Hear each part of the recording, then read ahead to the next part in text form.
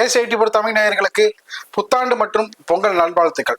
GST 18% சிறு குறு கடைகளுக்கு விதிக்கப்பட்டது உள்ளிட்ட பல்வேறு வணிக விரோத சட்டங்களை மத்திய மாநில அரசுகள் திரும்ப பெற வலியுறுத்தி கடந்த சில நாட்களுக்கு முன்பு கொட்டுமலையில் வணிக சங்க பேரமைப்பு நிர்வாகிகள் தமிழகம் முழுவதும் தங்களது எதிர்ப்புகளை தெரிவித்தனர்.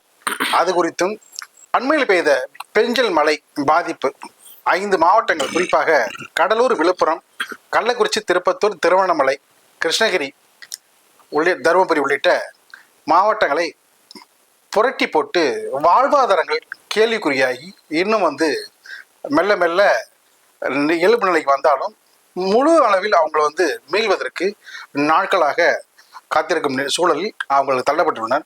விவசாயிகள், பொதுமக்கள், அவர்களோடு வணிகர்களும், சிறு குறு வணிகர்களும் பல்வேறு விதமான பாதிப்புகளை எதிர்கொண்டு இன்னமும் மீளா துயரத்தில் ஆழ்ந்து வருகின்றனர். அவருடைய வாழ்வியல் முன்னேற்றம் எந்த அளவுக்கு மேம்படுவதற்கு வணிக சங்க பேரமைப்பு முழு மூச்சாக செயல்பட்டு வருகிறது என்பது உள்ளிட்ட பல்வேறு கேள்விகளுக்கு பதிலளிக்க இணைந்திருக்கிறார் வணிக சங்க பேரமைப்பு தலைவர் ஏஎம் விக்ரமராஜா அவர்கள்.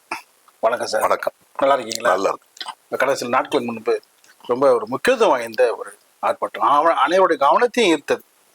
அதை பார்த்தீங்கன்னா, மத்திய மாநில அரசுகளை அவர்களுடைய வணிக விரோத சட்டங்களை திரும்ப பெற வேண்டும் என்று நீங்கள் வலியுறுத்தி அந்த விஷயத்தை வச்சிங்க.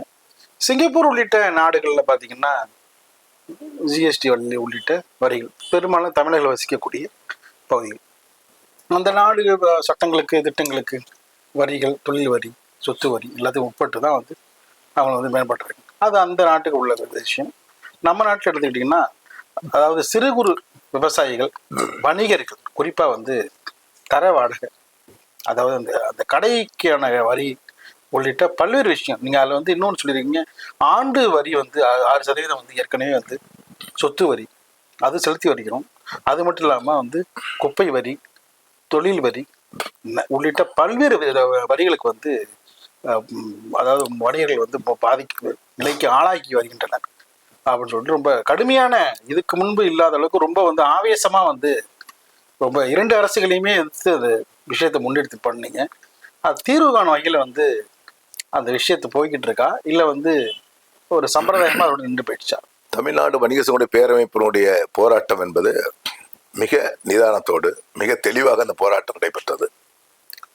தமிழகம் முழுவதும் மழை கொட்டு மழையாக இருந்தால் பொருட்படுத்தாது லட்சம் வணிகர்கள் அந்த மாநாட்டிலே பங்கேற்று, அந்த மாநாடு, அந்த போராட்டம் என்பது ஒரு மாநாடு போன்று காட்சியளித்தது. தமிழ்நாடு முழுவதும் எல்லோரும் பார்த்தீர்கள். தமிழகத்திலே 56 இடத்தில் ஒரே நாளில் ஒற்றை சொல்லில் நடத்தப்பட்ட ஆர்ப்பாட்டம் என்பது தமிழ்நாடு வணிக சங்க பேரமைப்பினுடைய ஒரு வரலாறாக நாங்கள் பார்க்கிறோம். அதுல மத்திய அரசு ஜிஎஸ்டி வரி உள்ளிட்ட பல்வேறு வணிக விரோத சட்டங்களை திரும்ப பெற வேண்டும் என்பதை வலியுறுத்தியும், மாநில அரசு பல்வேறு சட்ட விதிகளை திருத்தம் செய்து வரிகள் அவதாரம் போடுவதை அடியோடு நிறுத்தப்பட வேண்டும் என்பதை வலியுறுத்தியும், தமிழ்நாடு வணிக சங்க பேரமைப்பு மத்திய அரசுக்கும் மாநில அரசுக்கும் மாபெரும் கோரிக்கையை வைத்து ஆர்ப்பாட்டத்தை நடத்தியது. அன்றைய அடுத்த நாளே தலைமைச் செயலகத்திலிருந்து முதன்மைச் செயலாளர் அவர்கள் எங்களை அழைத்து, உங்களுடைய கோரிக்கைகள் எல்லாம் தாருங்கள் என்று கேட்டு வாங்கி கொண்டு, மீதமுள்ள பிரச்சனைகள் எல்லாம் நன்கு அறிந்து அதற்குரிய நடவடிக்கை எடுப்போம் என்று உறுதியளித்ததோடு மட்டுமல்லாது, தமிழக முதலமைச்சர் அவர்களுக்கு நாங்கள் கவனத்துக்கு சென்றிருக்கிறோம், அவர்கள் தென் மாவட்டங்கள் சுற்றுப்பயணம் முடிந்து வந்த பிறகு உங்களை நேரில் அழைத்து பல்வேறு பிரச்சனைகளை தீர்த்து உறுதியளித்திருக்கிறார்கள்.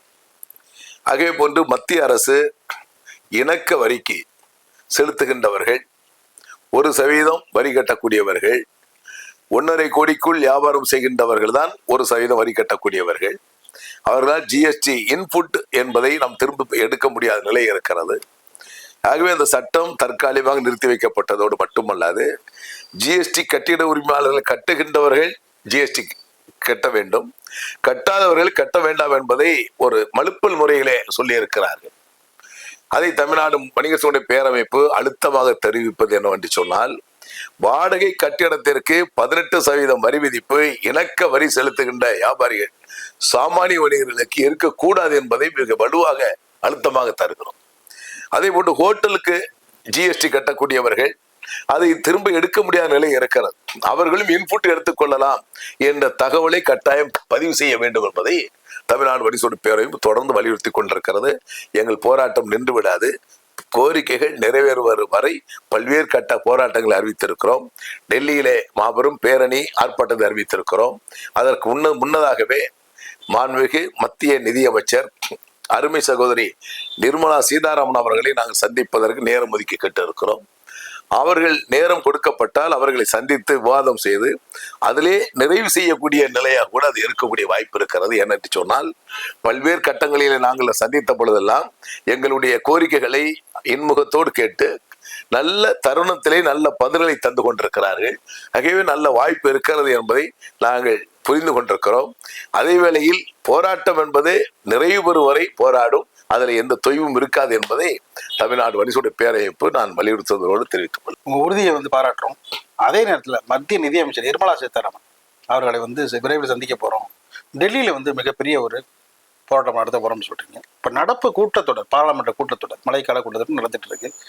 இதுல முக்கியத்துவம் வாய்ந்த பிரச்சனை, இந்த பிரச்சனை இழப்பதற்கு அவங்களை வலியுறுத்தலாமே நீங்க? இல்லை, இப்போ நாங்கள் அந்த மனுக்களை கொடுத்திருக்கிறோம். அது இல்லாம அனைத்து மாநிலத்தினுடைய நிதியமைச்சர் அலுவலகத்திற்கும் அவருடைய நேரடி பார்வைக்கும் இந்த மனுனுடைய காப்பிகளை அனுப்பியிருக்கிறோம்.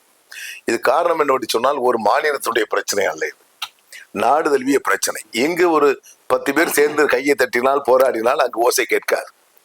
இந்நாடு முழுவதும் அனைத்து மாநிலத்தினுடைய நிர்வாகிகளையும் களத்தில் இறக்கப்பட வேண்டும் என்பதை நாங்கள் வலியுறுத்தி தான் வருகின்ற 27ஆம் தேதி ஜனவரி 27 அன்று கேரளா மாநிலத்தின் ஒரு தென்மண்டல நிர்வாகிகளுடைய கூட்டம் நடைபெற இருக்கிறது.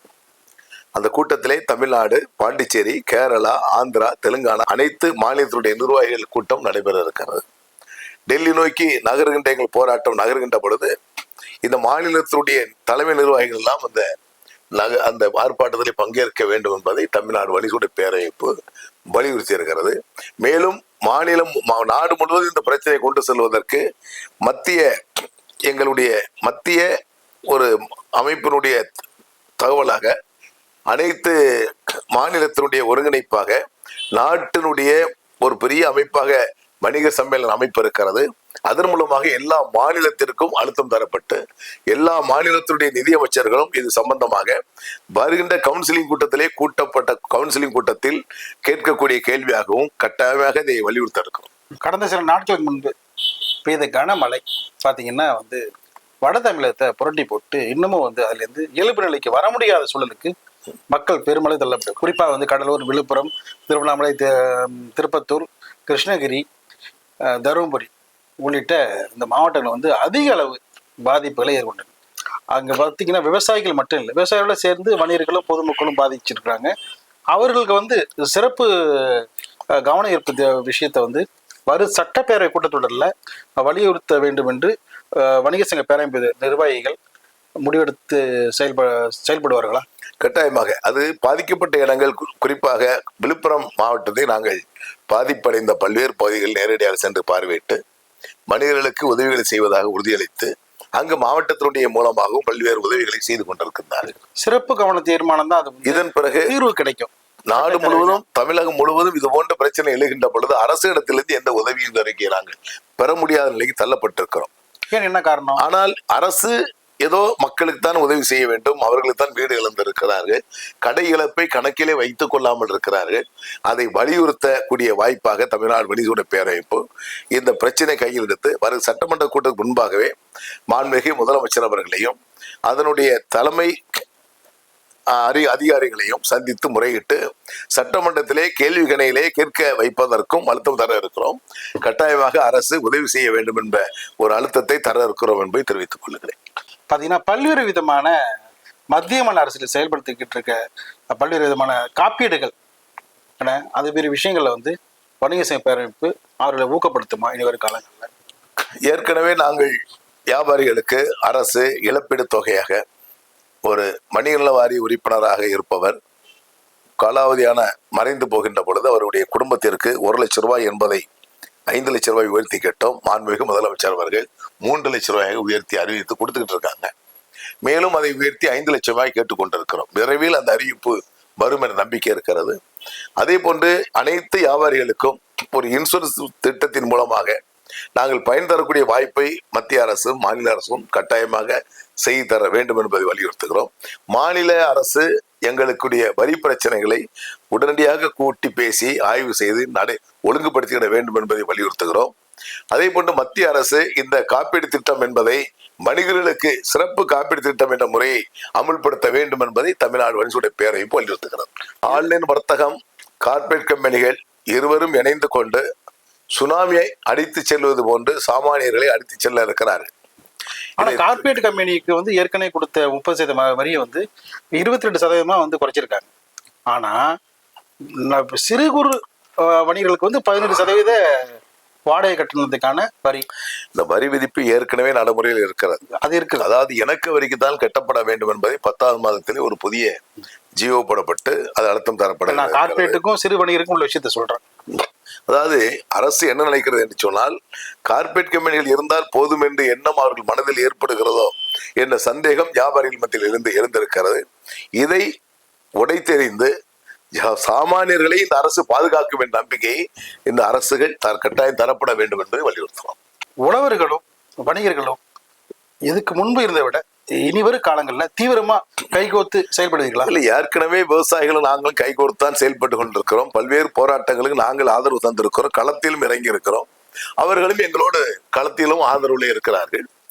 ஆகவே அந்த அமைப்புகள் எல்லாம் இணைந்து நீங்கள் செயல்பட்டு தமிழகம் முழுவதும் விவசாயிகளுக்கு ஒரு பிரச்சனை என்று சொன்னால் தமிழ்நாடு வணிக சங்க பேரமைப்பு பார்த்து கொண்டு வேடிக்கை செய்யாது கட்டாயமாக களத்தில் இறங்கி பணியாற்றுவோம் என்பதை தெரிவித்துக்கிறார். 2025 புத்தாண்டு மற்றும் பொங்கல் இந்த ஆண்டில் வணிகர்களுடைய புதிய சிந்தனை, புதிய பாதை, புதிய நம்பிக்கை, அதுக்கு விக்ரம்ராஜருடைய ஒரு ஆக்கப்பூர்வமான பதில். தமிழ்நாடு வணிக பேரமைப்பின் சார்பாக உள்ளமார்ந்த நன்றியோடு தமிழகம் முழுவதும் உள்ள லட்சம் வணிக குடும்பத்திற்கு புத்தாண்டு அட்வான்ஸ் பொங்கல் நல் வாழ்த்துக்களை நான் பகிர்ந்து கொள்ளுகிறேன். வாழ்த்துக்கள். 2024 நாம் பட்ட இடர்பாடுகள் எல்லாம் களைந்து ஆராய்ந்து அகற்றி புதிய திட்டங்களை அமல்படுத்தி புதிய ஒரு உணர்வுகளை வணிகர்களுக்கு ஏற்படுத்த வேண்டும் என்பதற்காக வருகின்ற 42வது மாநில மாநாடு சென்னை மதுராந்தகத்தில் நடைபெறும் மாநாட்டில் பல லட்சம் வணிகர்கள் பங்கேற்கக்கூடிய திட்டத்தை தமிழ்நாடு வணிக பேரமைப்பு திட்டமிட்டு அதை செயல் வடிவம் தந்து கொண்டிருக்கிறது. ஆகவே ஜனவரி மாதம் முதல் தொடர்ச்சியான சுற்றுப்பயணம் மேற்கொள்ள இருக்கிறோம். தமிழகம் முழுவதும் எழுச்சியை ஏற்படுத்த இருக்கிறோம். புதிதாக இளைஞரணியை மிக வலிமையாக உற்பத்தி செய்து கொண்டிருக்கிறோம். அவர்கள் எல்லாம் இணைந்து பழைய பொருள் அணி, இளைஞர் அணி, இளம் தொழில் முனைவர் அணி என்று அனைத்து அமைப்புகளும் இணைந்து கொண்டு கங்கணம் கட்டி கொண்டு பணியாற்றி கொண்டிருக்கிறார்கள். 25ஆம் ஆண்டு நடைபெறுகின்ற மாநாடு என்பது 26ஆம் நடைபெறுகின்ற சட்டமன்ற தேர்தல் நோக்கி நகர்ந்து கொண்டிருக்கிறது. நகர்வது என்று சொன்னால் அரசியல் பயணம் அல்ல. இந்த அரசியல் கட்சிகள் பல்வேறு கட்சிகள் மாநாடுகளை நடத்தி அவர்களுக்கு ஆட்சியிலே பங்கு, சட்டமன்றத்தில் அதிகமான இடம் வேண்டும் என்ற கோரிக்கையை வலியுறுத்துகின்றார்கள். எங்களுடைய ஒற்றை சொல் கோரிக்கை என்பது சாமானிய வணிகர்களை அரசு பாதுகாக்கப்பட வேண்டும் என்ற ஒற்றை சொல்லிலே அந்த மாநாடு நடைபெற இருக்கிறது. ஆகவே இந்த மாநாட்டில் வரலாறு சிறப்புமிக்க மாநாடாக, எழுச்சிபூர்வமான மாநாடாக, பல லட்சம் வணிகர்கள் பங்கேற்கிற மாநாடாக நடைபெற இருக்கிறது. இந்த மாநாட்டிற்கு பிறகு தமிழ்நாடு வணிக சங்க பேரவையும் எடுத்துக்கொண்டிருக்கின்ற ஒவ்வொரு காரியத்திலும் வெற்றி கிடைப்பது நிச்சயம். 25 ஆண்டு நமது ஆண்டாக அதை எதிர்கொள்ள வேண்டும் என்பதை தெரிவித்துக் கொண்டு தமிழகம் முழுவதும் வியாபாரிகள் சுபிட்சமாக வளம் கொளிக்க வேண்டும் என்பதை எல்லா வல்ல இறைவனை வேண்டி மீண்டும் வாழ்த்துகிறேன். நன்றி, வணக்கம். நன்றி.